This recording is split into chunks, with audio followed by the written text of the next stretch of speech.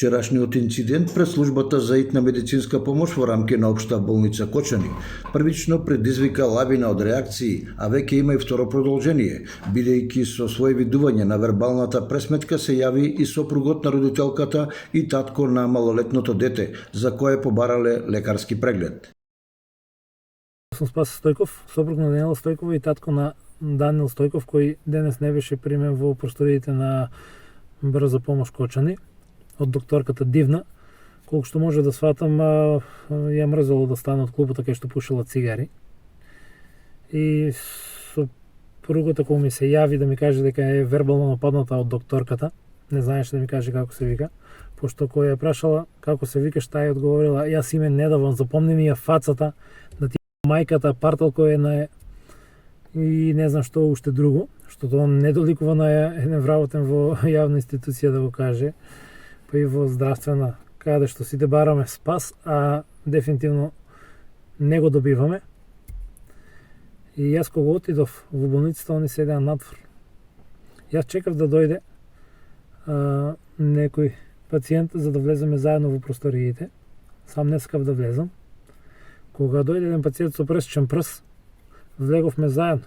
Кој праша човек може ли заедно, може. Влеговме, докторката не беше на своето работно место.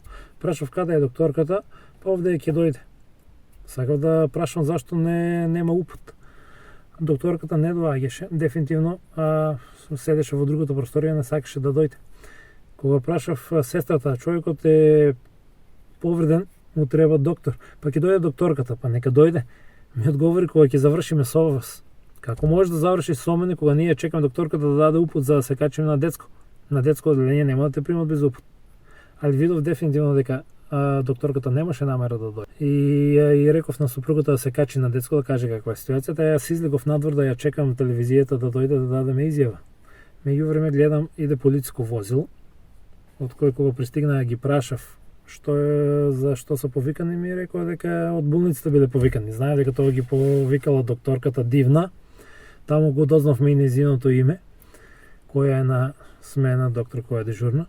И јас и зазвонев на мојата сопруга да се симне од детско одделение, таа се симна и даде изјава пред полицијата и пред телевизијата.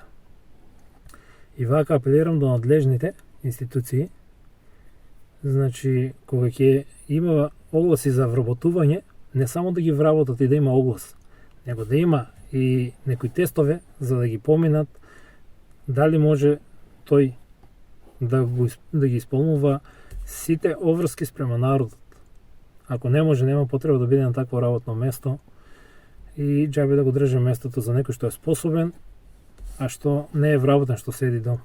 Подсетуваме дека ТВ Кочани вчера побара изјава и од докторката Дивна Давидкова, која ја затекнавме на работното место, но таа рече дека не е до изјави и дека е револтирана од тоа што здравствените работници не се соодветно заштитени, па морала да повика полиција.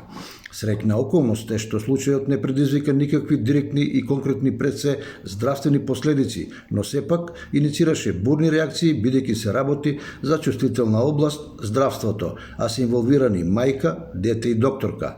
Но во услови кога во општеството владеат непишаните правила, колку пари, толку здравје, буквално секој поединец се чувствува засегнат и загрозен дека нему може да му се случи истото. Башка бројните негативни искуства со кои се соочуваат граѓаните низ здравствените лавиринти во кои отворањето на излезни врати неретко чини многу пари.